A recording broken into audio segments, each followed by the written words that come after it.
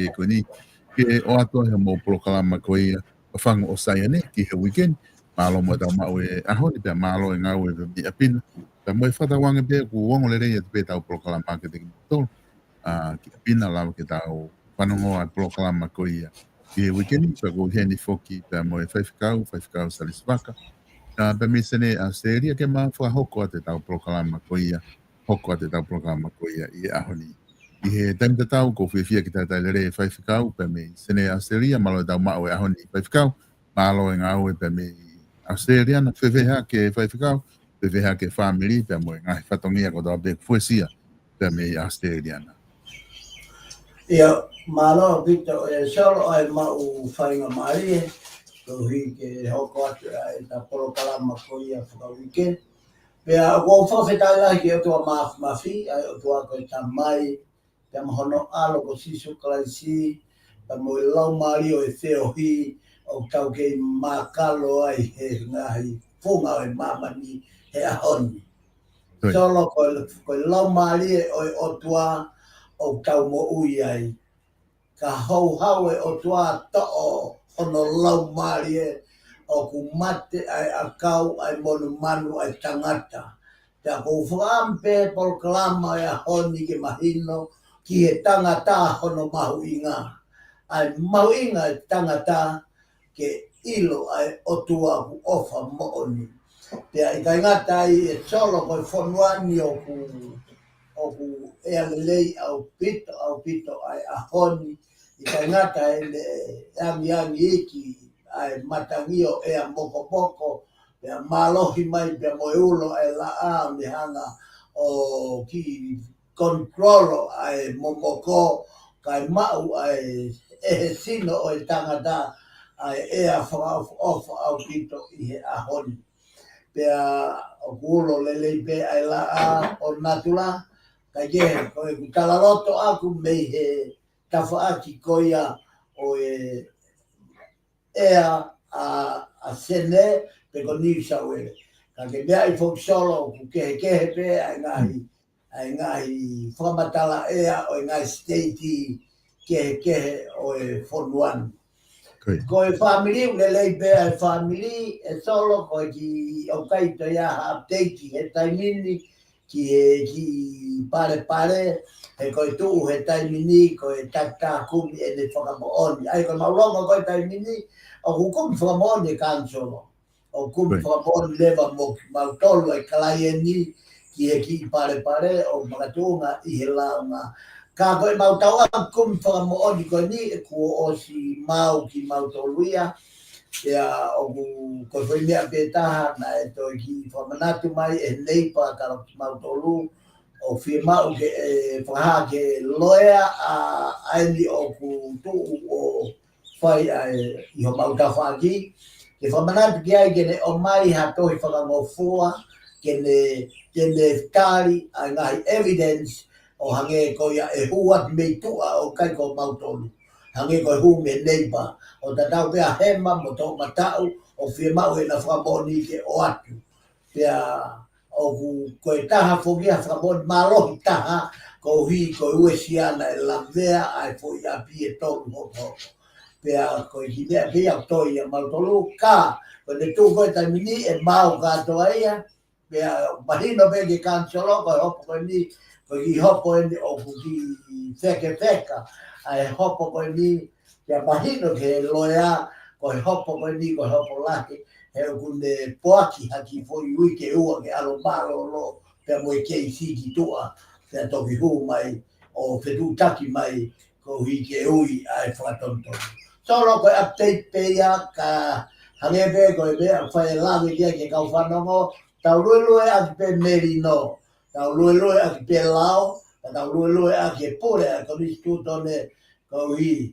He koe lao kune hanga o tataki ki tau tolu ke tau mau e kiresi ai o tua ke lava ke tau au sia e whakamo ui mo mana ai o tua. Solo koe katoa pe ia update o e family pea I kai ngata I ka kohiko I maunofo e whonuani. E o tua ie mea whakausi pe solo na birthday foki I tua pule lulu wiku o si. Aia koe kakato ia hau tau fitu mo fulu mawha. Aia, ko tau malolo, foki ko tau fitu ngofulu. Ka koe hui te kai ke whakaata e o tua ia au ke mau ha malolo. Ko ia o ke ilere pe mo tau hi pe ngai polo kalama ako toi tapu, polo kalama lotu, malanga. He koe malanga tau mai ko malanga e solo i ha vahe o ha fusiasi fau toko lahi fau faua. Koe. O hi ke te malanga tu o taha he mahina te ui ke pe kuata. Ka koe malanga he sāpate ko dobe. Pea kua pau ke mateu teu, koe ospe malanga sāpate koe ni, ka mata teu ke sāpate ka hau. Koe ospe malanga sāpate koe, teu ke sāpate, kai tua tai mia tau. Ka koe ui, o ko whalala ke o tua, pea moe kai whakahino o kune omi ke mui tonu. Pau, i he ene ngai whakahino, pe te uongo i he kai te whainga tā ia. Le lei pe solo e whamiri mo mea teu peni ke tutoko e ngahi ako mau ha malolo, ai ako i malolo ko e ngahi api ako, pe a whie maari e kau whai ako, ka hiri whaki mai i o keki e mātua. Ka neongo ia, ko e whamatala pe ia me au sia o e tūnga o mea i a whanuani, ka u whawhoki atu solo, malo au pita. Malo pito whaifkau mahino o pito ai whafofa pea mahuinga o pito mahino lele i pe family koe tu ngake api mahino pe ta mui mahi taimila a koe na ku whaifatatari ke whainga hinga ue koe ki ai kake koe mea pe ku whawhiawhia ai wange koe whamatala ko ke whai happy birthday atu whaifkau happy late birthday atu kati koe kake ulame nai hoko birthday wike kōti mahalo koe oku hange ka lau koe mea ku o guai foi que cagai ko ta o fitu ngofulu fiu feinga que o fitu ngofulu oi ga ela que pe pa ko botu hia pe ngahi e to kola ko ko que ta pure que ai ko me ai e to ta que ka ko o que fitu ngofulu ala te fitu fa ko ta ula hia pa fica nga o e bego te mahalo ko e final be o to que o mai ngahi o ula que ngahi ko fa hoko ka que ka ko e tu o da inimigo tonga koe mea lalahi koko i he nai hoko ane awhina e whaava ane awhi spoti ko ia a ngahi ako anga. Kau manatu ki tonga he daimi spoti whakakorisi koe ngahi daimi whakawhiawhia e ke ngahi korisi ke nau lava mai o whahoko ai e spoti. Kau whaafatala noa pe whoki kau e spoti i he ngahi event ia o koe kere lava i kakai ia whakawhawhai whakapolitikare o ku nau tokoni nau tuu ke ngahi korisi koko o ku nau wako ai pe na e ako e nau whanau, pe na nau korisi tutuku ai, o ku nau pou ki he ngahi korisi pe he, pe reke ngā tai muku whae ai lova, ko hai pe koku nei ku nau, wikuna taha ko ia, kai toi ngā rewa, kai koe, kai koe taha ia, mea whakawhiawhia, ku hoko he weekend, aho eni hono ua, o e lere koe tau spoti to ngā whaifkau, pe ko iloi pe ku, kone ka te au whaifkau ki fuoloa e tau whanongo ki mea kui ko ke whakakorisi, i he ngahi ahoni, Kuke tau te loko whanongo ki he lahi hono o whongi mai ai ke ngahi korisi ku i he ngahi ahoni. Ko te beni mahana ko mahalo e whanau kwa ngahi mea ko lava tuku. Peko ni i ko ngunau whaka ai ku kake te whai whaka ai ke. Ngunau ki holo mui ki mui ka lava tau adaina e longa i whanau he nau ngahi ngau. Kako waka ia whai whakau o kweweho wakai ki tonga ke tau ngahi api ako. O go usio ke ai ki o ke lo folo ata tai fanongo fai ke me tonga fai ficar. Koia malo o bito solo, monia o bito ya que me fa fia o bito solo. He ki taulava o fa mo ni kotoa. Fa mo pe ya e tonga pe fa mo ni he fonua. Ya fa mo ni pe ya e puleanga o ka tau tol kon tau mo vete mulini. Ko me fo o ia de o mai e na fai fia fai feohi ai fefiohi ai lan mata mo lan pulo mo lan kula mo lan maluni bia mo lan koko hafa ai lan pe o na tata tu ai hua dweni mo lan wenge nga solo o ke fanga toka nga i leva ai mau inga o nga kala na e whakaha ia ke palo mesi o e umata. Kai ke lava ke nau tu ke ka kuhanga nau fe whaka mo ondi aki o ka kato lewa ai foi tala o whape ko foi palo mesi Peko foi fuakawa e o tua hei kai te utoe loma ki vai man pea ne o mai e foi whakailonga aki ai ngahi lanu kamata anga e tau ki whotutu mai ho tau pure anga pea me he tavalu valu ni ma hawa e tavalu fitu ki e whaki e koni tu tone mo mea ba whakatoka ngai na e malu mai ai mea e tau tokanga ke fuakawa mo e otua pea na o aspe ia i hono ngahi iola kovi i he tau whanonga mai e longo a mo valau. Tau au mai tau tolke au ni o whai o tau whama o popo e tau toho e fuakawa e otua. Ai ako e ne uhinga ia e umata mo ngahi lanu. Whakatoka ngai ange lanu mata, lanu pulu, lanu kulokula, pea moe lanu. Katoa ngai kala ngawe ake ngai ako, ko mau kotoa e fuakawa e otua. Pea koe taimien ni ka pau tau tui koe kuongai ni lau maari e. O ku ngā au e whakalongo pe lau maari e. I he loto e kakai mo kau taki siasi. O i kai koe hinga ia o hange koe taimi mua ke tau whakapala taha pe ki e siasi pe na iai a e me awhio tapia mo e tu i. Pe hange kua taki ia he whonua. Ka aku ngau e whonua he taimini. Ke unu hake ngai siasi ke nau share. Ai fufoi mawhai whakaotua. Ka koe ne kamata ia ke e ake mai e meri no. Ke he whonua pe mo i mahi no pe mo i mama. Pea ko kau au he fia la.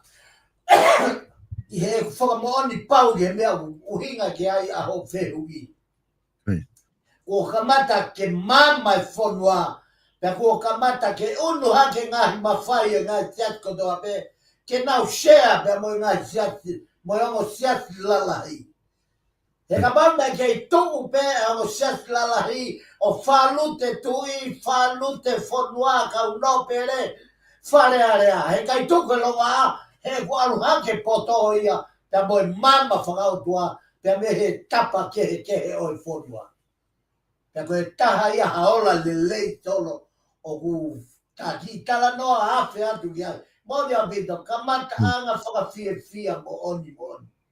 Tolo i kai ke talava e taua he kui ai, o kui ai kai ai ngahi, ai whakatevolo ia mo i whakapuloa, o ku nau kei, nofo nau tolu, o tori mai bea mei he Facebooka. Ka he kai mavivi, ha mea e taha te naure aki, o ka tō finangalo e o tua, o hinga ki tonga, pea hinga ke whonua, koe lelei lahi mooni, e au sia e he whonua. O whate fito ia, i he merino, mo e whi ofo fani, mo e whi ofaki. Ka whawhoke atoro.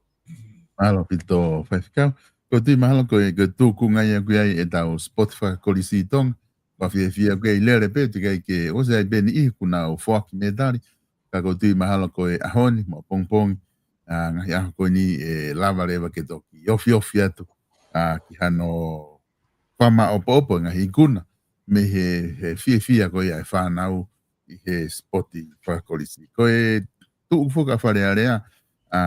Au go me hange ha fi hanga e tau Spotify kolisi ko talo e hu ai fale area I he pure anga ko ni kilo fale area o go la yang na dai mi fa fekiki mana time ke mana dai mi va la o holo ai I he ngahi me ko ia kuna wanga maheni ki ai ko ahoni na ui he ahoni tikite fa ilo e ua ai ko tikite fa ilo fa fale area ia o minister polisi ka ko fa fonga o tongata fitu Paula Piven Pikala na ia I he hoa pongpongi ahoni whalearea pea oku taritonu hia ki ai minister pe process level he whalearea ai wha ilo koe ni I he tukunga peko o mahe lao he konistuto ne o mai loe a mane ha ki whalearea mga uhinga pehe ke lava ke toki whai ake ngai process koe mahalo I he ngahi whale area koe ni ka hoko mai pe ko a pongpong pe ko wike hoko mai ka koe ka ku process level ke hoko atu ai hopo koe ni I whare area ko ngā ko lea, launga ko ni nei whai he wafe wa tolu, no pere pohe, ko whawhi atu ngia I he whafofonga, I he nelea, I taha ngahi social media I mulini, I he nelea, I he opehe, ne ngahi lea nei whakahoko ki he kauna opere, ako whirea na lau ane nai ko kurikuri, kauna opere, hufanga whakatapu, pea ku whawhi atu ngia I he nelea ko ni, ai ngā ui whawhare area ko ia o whahoko I kauna opere. Ko tuunga ko ulotau ke eke atu ka koe, ke mea I bifok whai whekau, koe ke e ta polo kalama, koe ke ta fuaru tau aia ki hinga, whaka politikare. O kumahino ka te au koe whare koe ni, koe whare o politikare. Koe whare area, koe nau ngau e kwhai koe ngau e wha politikare. O koe ngahi wheitu uia, o koe ki wha politikare nau ngau e nau tolo. Ka koe konga ini ko uloto ke eke, I he taimi o ku whakaatai he konistuto ne, ki he whare area whakapolitikare ke nau whai e mea koe whakamau. O ku mau nai ha whakamau to tonu ai, pe koe wheitu o ku whai ai whakamau koe whakamau anga, a koe wheitu uia ku tau pehe, o ku ofi ke mau ai ai whakamau to tonu. Ka ku whewhe ho wakai ki he ke tuunga ko ia, whakamau to tonu me he ta whaaki ko ia e wholofola. Io, solo I he tohi te vita lono me mai tahi wa o ne whamatala ai whanonga koe nei whai he kau Israeli I he nau whetu taki mo siho wā. Pea koe nau au pe ki a whetu, pea ku pau ke ui hono whakamau, koe hui koe whakamau to tonu, ke anga nofo e kai ngā. Koe hui he ulava he whakamau to tonu, ke ne hanga puke ai tau ke te o whaki tāmate. Pea I he tuunga pehe e solo, koe o ko whaampe au ke ulawei a e uho o e lea na e whai Paula Piven Piukala la tapu moiga. I he taimi na ane kei I tu ai o anga whakatamasi I. Na mahino au pito, koe tangata na enjoya I o au ki he papu, o au ki ngai wheitupe.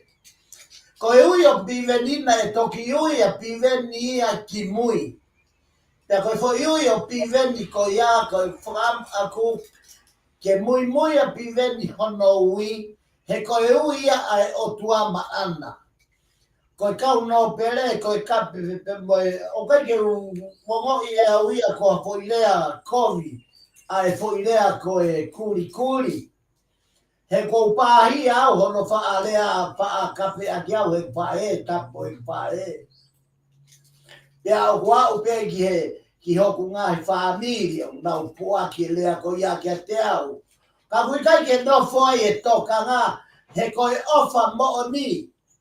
O kui kai whakamau I a ke ia ai whakapalanisi o lea pe ma oni pe wanga hala.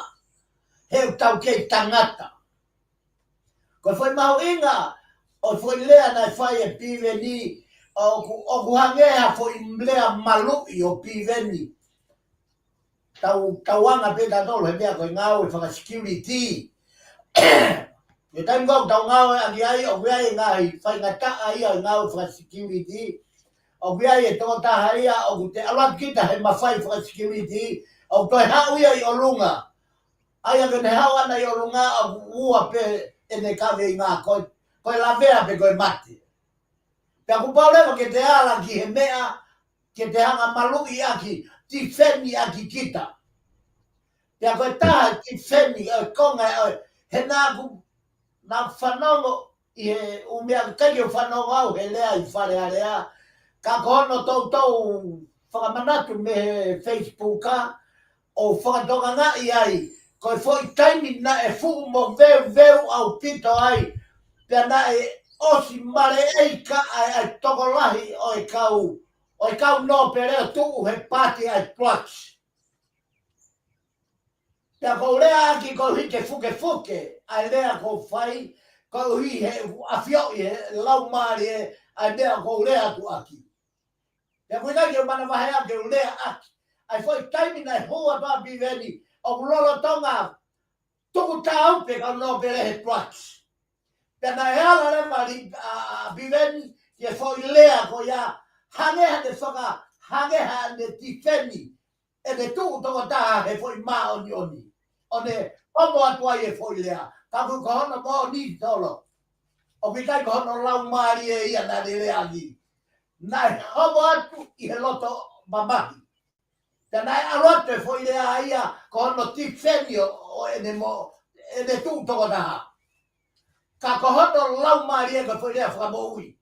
Ki e kau nopere. Te ke whakatoka ngai tunga kua e kau nopere he ahoni. Ko e ola ia foi lea nai whai e piveni. Sai, tai fia maari e kau nopere o toi whai e foi whaka ilo. Ka pau ko nau toi ala ia nau toke keisu toi loloto angi e solo. Ko nau ala koe ke nau hunge whakamauanga e toi la vea ai kau nopere tokolahi I he mea totonu ke nau ngata I he nau ngata. Ka, ko hono ola le rei ona ku kei whanoo te kai lava hata ia tō mia biveni.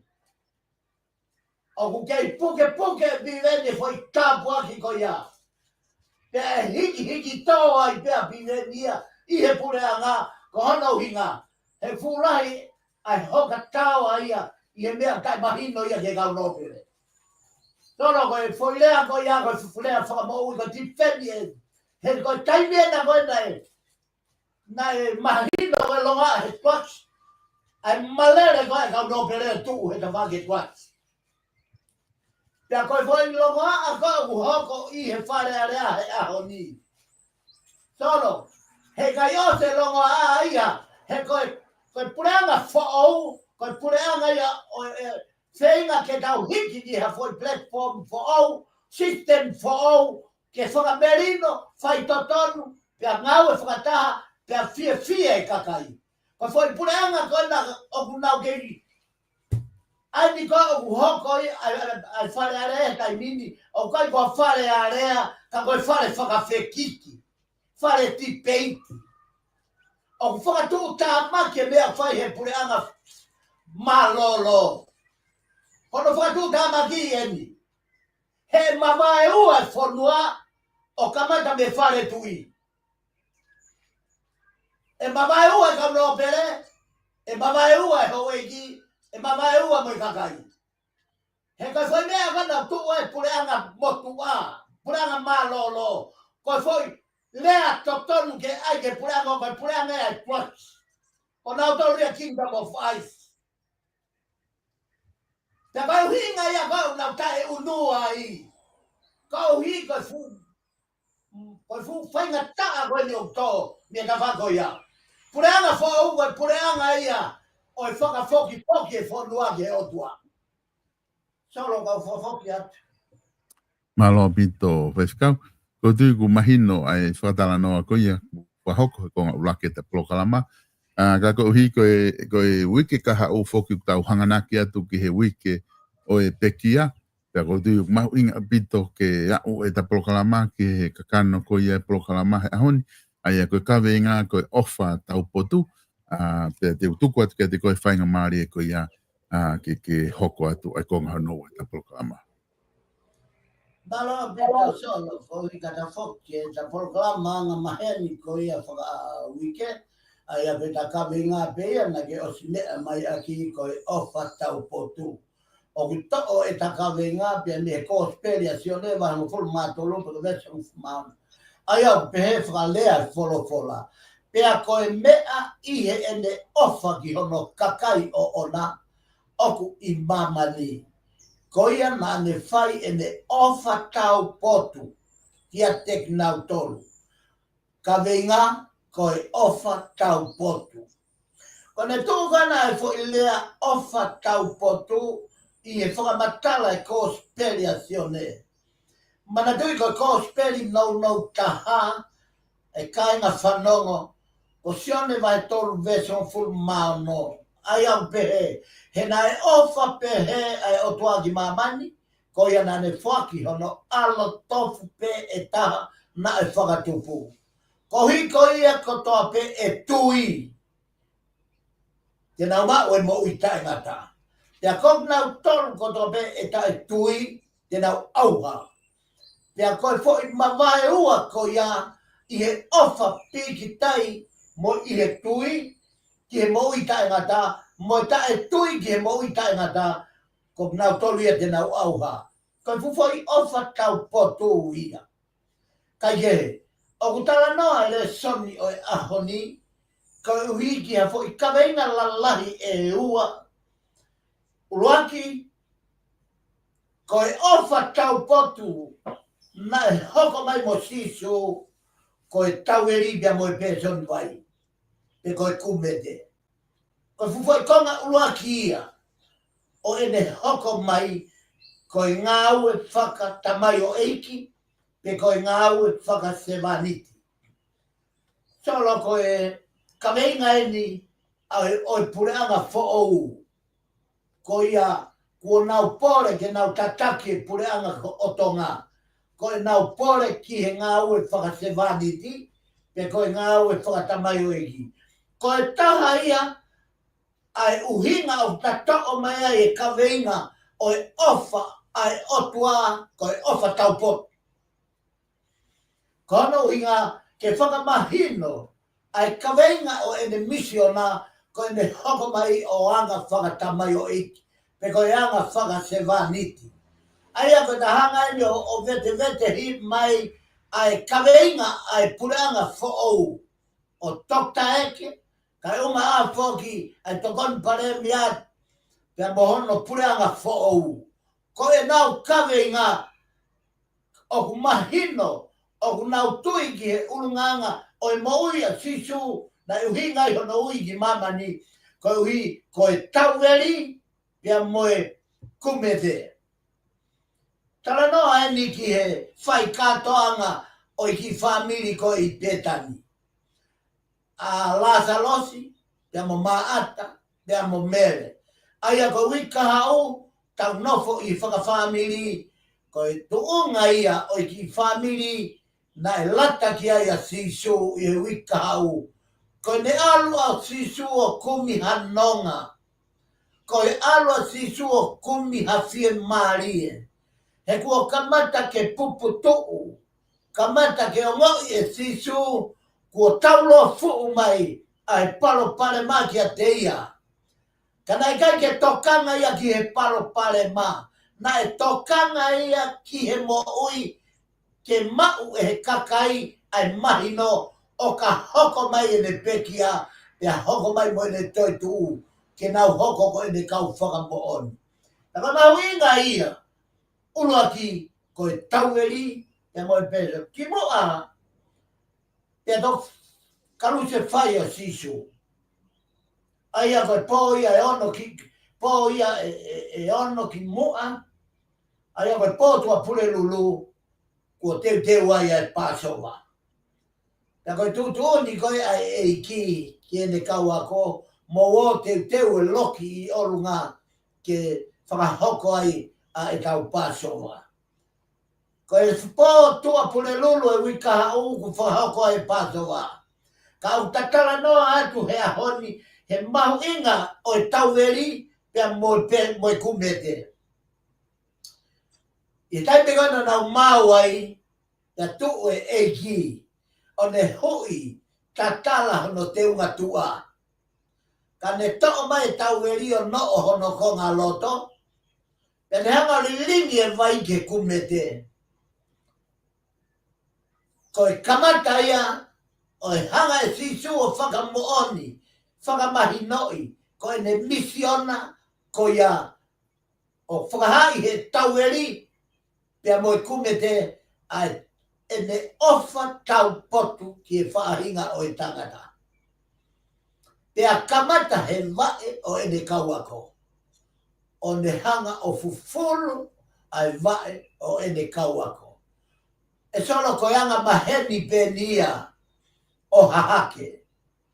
He koe whanua vela, he kai ngata he koe whanua vela, ka koe whanua maka. Pea o ku tolo efu e whanua i he taimi kotoa pe. Ka ke whakatoa ngā i rewa, Pea ko nau ulunganga whakafonua. Kua pau ke tuu ai person vai. Pe koe kumete vai ie matapa o e whare. Ka whaiwhaiange ko hung mai a kau a ahi. Pea koe toko taha kaunanga o e api. O kua ana e whatongia. Koe mau be kau visit.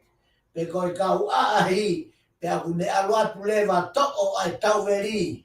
Pea ne hanga moi kumete o fufulu e vae o e kau ako. Pea kua pau ke ne holo holo aki ai tauveri. Kato ane nia ku kehe.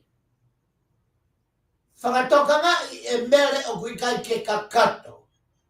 Ai fo i polo kalama o e whakaafe kia sisu. Na e to tonu ke tuu a lata losi o whai. Pe ko mere, pe ko maata o whai fui whanu. Matonga e hau a mere o ne whai ai fufulu koe o e vai o sisu. Koe whakatata ia ki e foi kona nite a sisu he po e paso wā.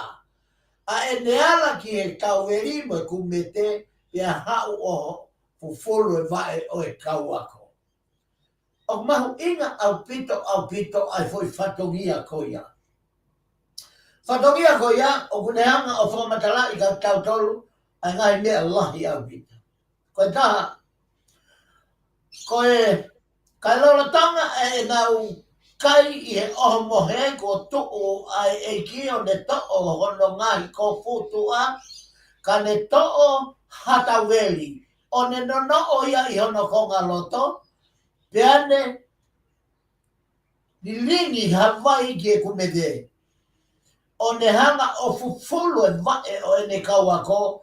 Peane holo holo i aki ai tauveri. Kua ne noo aki i hono konga loto. Koe tau kaweinga he ahoni koe ofa tau potu. Koe tau fehui. Koe haa ai uhinga. O e tau kaweinga kia te tau tolu. Kono tari, kono uhinga lahi, koe ofa lahi taha.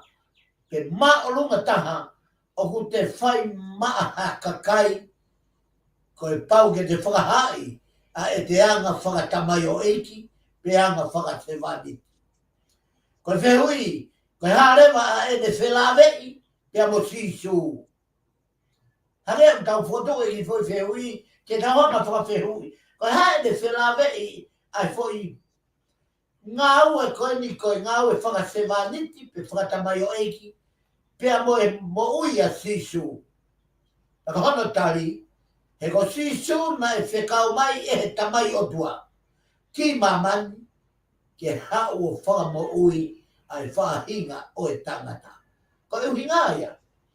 Uhinga ia, e ne whelawei, ai tala noa bea mo sisu. He ko sisu tonu, na e whekau mai e he tamai o tua, ki mamani ke whakamo ui a mamani. Ko ia, lolotonga ai i mamani a sisu, na ne hanga whakamo ni e ne ofa tau potu. Maa ki tau tolu whahinga e tangata. Aki a e ne whakahoko whatongia whakasewaniti. Solo koe ngau e whakasewaniti, koe uho ia, koe kano loto ia o e ofa. Ai ofa koe o mooni. Ai ofa koe tae sauni. Ai ofa koe liaki moui. Kono uho koe se vaniti. Ai o pole ki ai pureanga fo'ou. Pe au tau tuigi tau tolu, o ku tonu e hala whanonga, tonu e visone, tonu e ngāwe. Neonga o ku lahi a hono ngai whatongia whakasewaniti, ka te to'o mai be hafo i whatongia la lahi e ua, ke nau lame ki ai ko hiko e tau taiti uaki, kono whakahai he tau veri pe mo e kume te vai, ai ulu nganga whakatoki lalo moni. Uho aki e whakakere mo ui. Uho aki ai nofo whakasewani ko e maulalo taha ai tau veri pia moi. Fie mau honge lahi au kita tonga he au. Honge moi si ia solo. Nengo ko e kakano eni o e kospeli. Pea ko e uho eni e tohi tapu ke tau ke ne tataki ai kau kristiane ke moi whakatamai o iki. Ka kua whakawhie eike lotu ia he ahoni. Ko lotu ia he ahoni, o sto'o e nā dolo sisu o tuku ke tawha aki. Heka nā dolo se a sisu whakawhie eike. Fie taki, fie pure. Pea kon mahu inga, kon mahu inga koe, o i honga mai a sisu, ke tau ilo ai a kupesi toto nu. Nai kai, tala noa ke ea Filipai wahe ua, pea me kamata me vesi ni maa ke vesi hono hongo fulu. Ai tala noa ki ai apostolo ko Paula, pea me he toi Filipai. Paula ke mohanga whakatau ngai, o ku lame toi Filipai ai ke mahu inga o e moi whakase vaniti. Io, ke ia tek mau tolu, ai loto pehe. Ai a nae ia klaisi su foki. Whanongo, awa pe tohi a Paula ki e kainga lotu o siasi Filipai, pea ne peatu e Paula. Io, ke ia tek mau tolu e whahinga loto pehe. Loto fefe, ai loto na ia klaisi su. Io, newe ne a fio i anga o e otua, kana i kai tene lau e ne tatau mo e otua. Ko e mea mahu inga tahaia. Ko e hoko mai a sisu ia ko e otua, o i kai tene lau hono tuunga otua o tatau mo e tamai, ka ne hau ia. O lau e ia e tatau pia mo e tangata. Aia o ne puke ki ai. Ko e mea ke haaki puke ki ai. Kai ke na ne whakamasive siwai e ia i he ne to'o a eanga o e tamai o iki. Pe ko e anga whakasewani. Whakatonga ngā i ange natula e mou ia sisu. Na ne tomua whakamasive siwai e ia. He ko sisu ia ko e koloa ia. Whakamaterie. Whakalau maarie. Whakaloto he vani. Whakalangi. He nā ne mau e mea kotoa. O au foki ki e hao haoa, mo e tai mere, mo e mo i mao ni oni. Whonu katoa, ai fu koloa ko ia he mo ia sisu.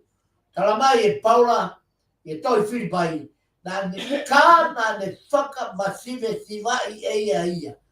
O ne lau pe e ia koe masiva ia, i kai ke ha ne mea e taha e ma. I he ene to'o a e anga o e tamai o ihi.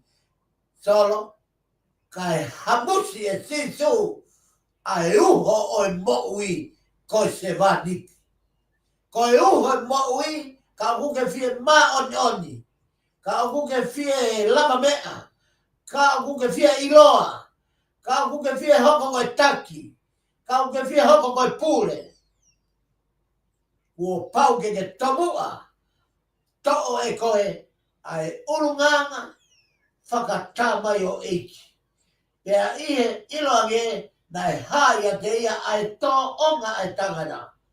Na ne whakamoula loai e ia e ne hoko koe tangataha whaitala ngofua. Pea koe foi whaitala ngofua ko ia tari mai a mate me mua. Ai mea koe na tau pehe e kalo me ai. Ai mea koe o ta fōu ai pa ta hola me ai. O ta hola me mate. Te koe uhinga ia o ku ta toe he mai ki he te wolo. He kuitai ha mate e fōu atu. He koe te wolo, koe kakano mo e uho mo e tau mua e te wolo o mate.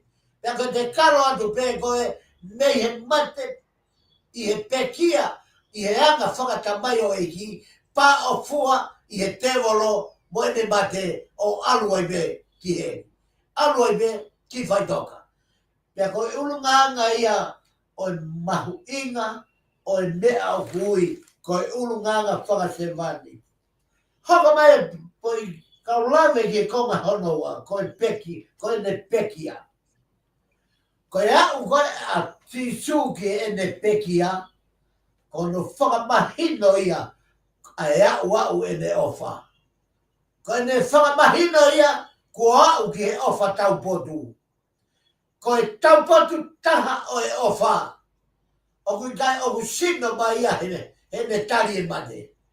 Koe uhinga ia e foi ofa tau potu.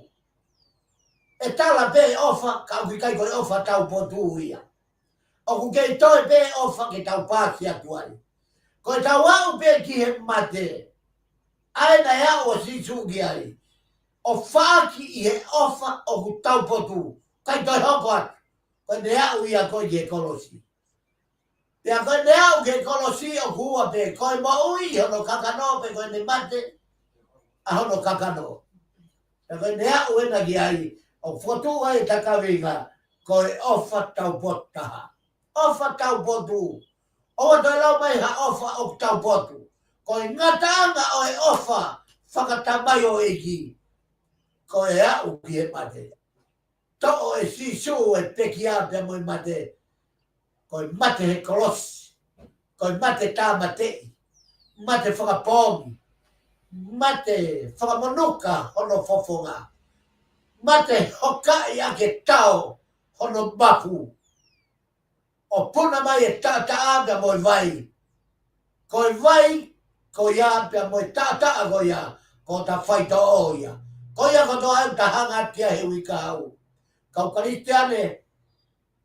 O tantari mai ai pekia. Ai whalaite lelei i he wike kahau. Koe pōpāki me he tēpire, whakalau maari. Oi a honi. Ke oa nā ngalo ia te tau dolu. O ku tari mai ai kafo. O ku tari mai monuka. Ai whakamanuka. A hono fofonga. Whakamanuka. A hono tauku kere. Whakamanuka. A hono tauku pō. Hono langi mamao. Pe ma hono mafte fua. Aki hafo i ofa. Koe ofa taupot. Koe ofa. Ngatanga ia o ofa. A klaisi mai whahinga i tangata. Koe ne tari e ia ai mate. Kai kalofi ki taua ki ta maua i mo ui. Whanawangi ki taua ngau. O ku tau inasi taha. I he kawe inga o e pekia. E kaunga ka isteane. Koe ofa taupoto a kalaisi. Ko ne whakahai mai. Te ne whakahai ia whalaite wikahau. Koe taupota heni o ene ofa kia te koe. E koe taupota heni ne ofa kia te au. Tau mai a mea tāngu hao. Me whai ofa taupot ko ia. Te kuke tila trucks. Te kuke whi awak. Te kuke kaiha. Te ka tangata rea tai to tonu koe. Te ka tangata tai ofa koe. Te ka tangata mao nioni koe pe hao hawa. Te tangata tau hilao koe. Te mau rao. Ko nea ua ue nea ofa. Ki he tau potaha. Ko ne tari e mate. Ko ne tari e pekia. Kainga tui. E kaunga ka isteane. Kainga tonga. Ko whamanatu me polkalama whapango tai o me. O ku tari mai e whakafo e ta COVID-19 te. Tari ai ofa tau potu a kalaisi. Tau ene fia. Ko hae whikai ange ho tau motua. Ko tau ene fia. Hau mawai mo ofa tau potu nai whai e kalaisi. O kou tui. Ko i whakawhi ia ke pekia i tau koeni. Tau hanga kia ke wika hauna. Ke tau tari. Ai ofa ko ia. He nai mau e ofa ko ia. Ai pekia. Nai mau ia mehene mo ui whakatewaniti. Ka pauna kai mo ui whakatewaniti. A titu. He kai ke ne au sia e mane. Ka kohi koe ka kato e ne tari, ai koloa o i paso wā, koe ne hanga. E nai tau mai ana e puri a siso, a e na wheta kai mo e na tau takao mo siutasi. Nai mahino me ia ka siso. Ai urunganga o siutasi, mo e mea o ku teu ke whai e siutasi, ka na e tokanga siso, te ria na mele e ne whei laulau, ma te unga ko hono whiri. Pea kai haasi e siutasi, a e tāpua ki koia o e whakamoui ma mamani. E koe me hoko mai, ko e whakamoui, kawe inga e ne visione, pea mo e taumu, o e ne ngāwe ke whakamoui a hono kakai, kako mamani. Koe hinga ia foi vezi, pea koe mea, i he ene ofa ki hono kakai. Pea magai, ka mauna e kai ke ne ofa i e ia ai whahinga e tangata. Koe ka kai kotoa pei mamani, koe ka kai ai otua. O ki kai ke aha ka kai ai te molo. Ka au toki hau e te molo tufi ka kai. Koe hui, koe matawarea ai ka kai ai otua, ka nau kai hu mai e te molo o mau atu ki nau tolu. O mahuinga wito ke whawhamu ai kai ngā taunga kotoa pe. Kau karitiane kotoa pe. Koe ngā ilonga a ku whai mei tonga. O ku makadunga pe ia. O ku kai. Hei kai ke mamimi ha mea e taha ai te molo. Kau dui, kau karitiane, kau whalala o tua. Koe uke e poroklama e ahoni. Ke tau moi whakasewaniti. O hange koe kaweinga koe ai puranga fōu. E tau tōmau. I he urunganga whakasewaniti. He kua pau ke tau kafo, kua pau ke tau toe, kua pau ke tau lavea, kua pau ke tau ongo tia. Ka kono whamao popo ko ikuna. Kua pau ke tau ikuna. Te kai hea mea tau whakau kau ke whai. Teu e whiri nove ma, kai koha mea ke whaha ki ai ka kai ai otua. Koe ka kai o whalala ke otua, o kuihe au whinima e otua. Ai mea kotoa pe. Te koe whaamu i ai programa e ahoni. Longa a he sport whamalo at. Ki e viponi. Ka umai programa ko ia asolo. Ai lava ke tau tio ke fua. O i fia ai whonua. Mo whakatongai koe longa aku tō ia wharearea. Te matunga ia heki. Pureanga ko o stuku ki tua. Ai pureanga koe o kui koe pureanga i Kingdom of Ice. Koe uhinga i longa a. He wikai ke nau fia mawai mo i panga uli. O wikai ke nau fia mawai. Ka. Koe mea. O tokanga ki ai. Ai proklama e honi. Koe ofa tau potu ai otua. E whakahai ia i he. Whalaite wikahau. Hiki e tau tokanga. Ki he urunganga whakatamai o iki. Pea koe urunganga whakatamai o iki koe taueri pea moi kumete. Kombi ai taueri ke mau. Pea noo ki hokonga loto. O ka pau koe karistiane koe. Ka pau koe tangata malanga koe. Koe whaife kau koe. Ka pau koe nobere koe. Ka pau koe hawaiki koe whonua. Paremia koe whonua. Fie mau ai taueri pea moi kumete. Ke tauhanga o rikama aki. Ai trucks. Pea moi ngahi yangahara. Whaka malaia o kua fuhi e he pureanga kotoa i mamen. Ko ia ai whakakaukau o e pure mo e ofa tau potu ai otua. Ko e tau pau ke tau liliu e tau maui ke tau ilo e tau eriho no mahu i ngāpea mo e kumete kohi. Ko no whakamaa aki. Ai potu kotoa pe tau kup kere kere.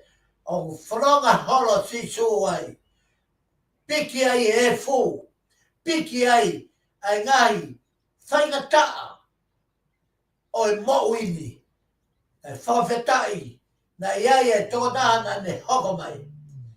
Ha ua mele pe mohono, wene hono loi mata, o ne liliu e vai koi loi mata.